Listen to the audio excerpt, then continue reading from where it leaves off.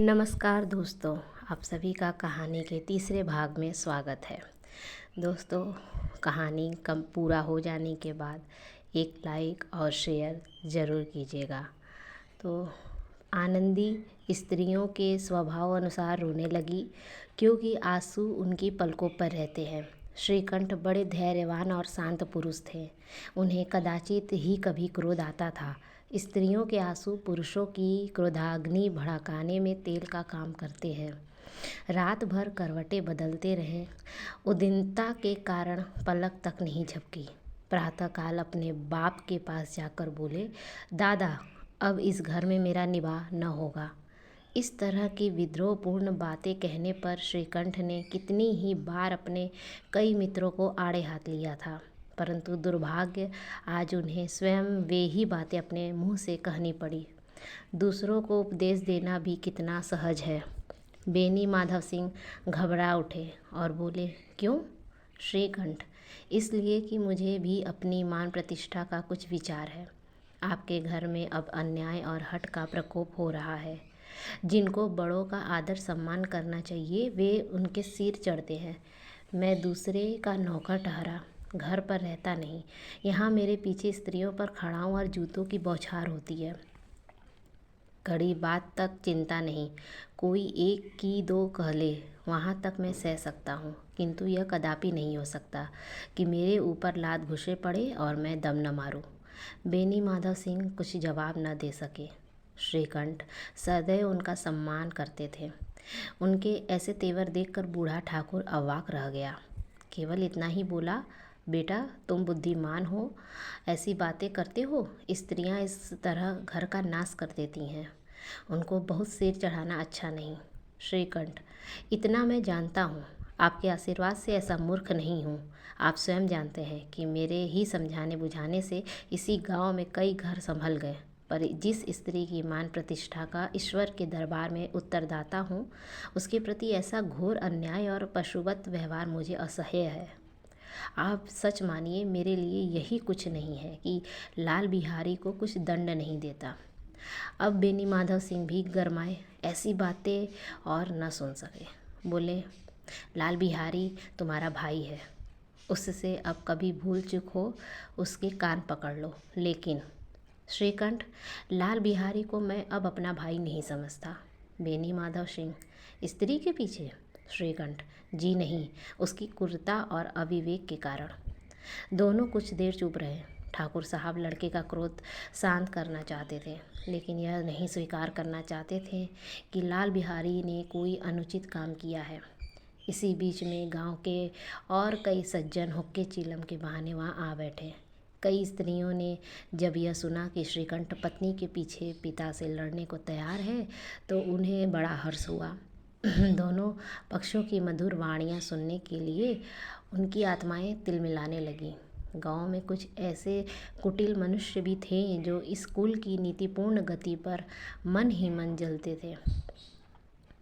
वे कहा करते थे, श्रीकंठ अपने बाप से दबता है, इसलिए वह दब्बू है। उसने विद्या पढ़ी, इसलिए वह किताबों का कीड़ा है। बेनी माधव सिंह उसकी सलाह के बिना कोई काम नहीं करते। यह उनकी मूर्खता है। इन महान अनुभवों की शुभकामनाएं आज पूरी होती दिखाई दी। कोई हुक्का पीने के बहाने और कोई लगान की रसीद दिखाने आकर बैठ गया। बेनी माधव सिंह पुराने आदमी थे, इन भावों को ताड़ गए। उन्होंने निश्चय किया, चाहे कुछ ही क्यों न हो, इन द्रोहियों को ताली बजाने का अवसर न दूंगा। तुम कोमल शब्दों में बोले, बेटा, मैं तुमसे बाहर नहीं हूँ, तुम्हारा जो जी चाहे करो। अब तो लड़के से अपराध हो गया। इलाहाबाद का अनुभव रहित झल्लाया हुआ ग्रेजुएट इस बात को न समझ सका। उसे डिबेटिंग क्लब में अपनी बात पर अड़ने की आदत थी। इन हथकंडों की उसे क्या खबर। बाप ने जिस मतलब से बात पलटी थी वह उसकी समझ में ना आई। बोला, लाल बिहारी के साथ अब इस घर में मैं नहीं रह सकता। बेनी माधव, बेटा, बुद्धिमान लोग मूर्खों की बात पर ध्यान नहीं देते। वह बेसमझ लड़का है, उससे जो कुछ भूल हुई उसे तुम बड़े भाई होकर क्षमा करो। श्रीकंठ, उसकी इस दुष्टता को मैं कदापि नहीं सह सकता। या तो वही घर में रहेगा या मैं। आपको यदि वह अधिक प्यारा है तो मुझे विदा कीजिए, मैं अपना भार आप संभाल लूँगा। यदि मुझे रखना चाहते हैं तो उससे कहिए जहाँ चाहे चला जाए, बस यह मेरा अंतिम निश्चय है। लाल बिहारी सिंह दरवाजे की चौखट पर चुपचाप खड़ा बड़े भाई की बातें सुन रहा था। वह उनका बहुत आदर करता था। उसे कभी इतना साहस न हुआ था कि श्रीकंठ के सामने चारपाई पर बैठ जाए, हुक्का पी ले या पान खा ले। बाप का भी वह इतना मान नहीं करता था। श्रीकंठ का भी उस पर हार्दिक स्नेह था। अपने होश में उन्होंने कभी उसे हुड़का तक नहीं था। जब वह इलाहाबाद से आते तो उसके लिए कोई न कोई वस्तु अवश्य लाते। मुकद्दर की जोड़ी उन्होंने ही बनवा दी थी। पिछले साल जब उसने अपने से 1.5 जवान को नागपंचमी के दिन दंगल में पछाड़ दिया तो उन्होंने पुलकित होकर अखाड़े में ही जाकर उसे गले लगा लिया था। 5 रुपए के पैसे लुटाए थे। ऐसे भाई के मुंह से आज ऐसी हृदय विदारक बात सुनकर लाल बिहारी को बड़ी ग्लानि हुई। वह फुट फुट कर रोने लगा। उसने इसमें संदेह नहीं कि अपने किए पर पछता रहा था। भाई के आने से एक दिन पहले से उसकी छाती धड़कती थी कि देखूं भैया क्या कहते हैं। मैं उनके सम्मुख कैसे जाऊंगा, उनसे कैसे बोलूंगा, मेरी आंखें उनके सामने कैसे उठेंगी। उसने समझा था कि भैया मुझे बुलाकर समझा देंगे। इस आशा के विपरीत आज उसने उन्हें निर्दयता की मूर्ति बनते हुए पाया। वह मूर्ख था, परंतु उसका मन कहता था कि भैया मेरे साथ अन्याय कर रहे हैं। यदि श्रीकंठ उसे अकेले में बुलाकर 2-4 बातें कह देते, इतना ही नहीं 2-4 तमाचे भी लगा देते तो कदाचित उसे इतना दुख न होता। पर भाई का यह कहना कि अब मैं इसकी सूरत नहीं देखना चाहता, लाल बिहारी से सहन नहीं हो पाया।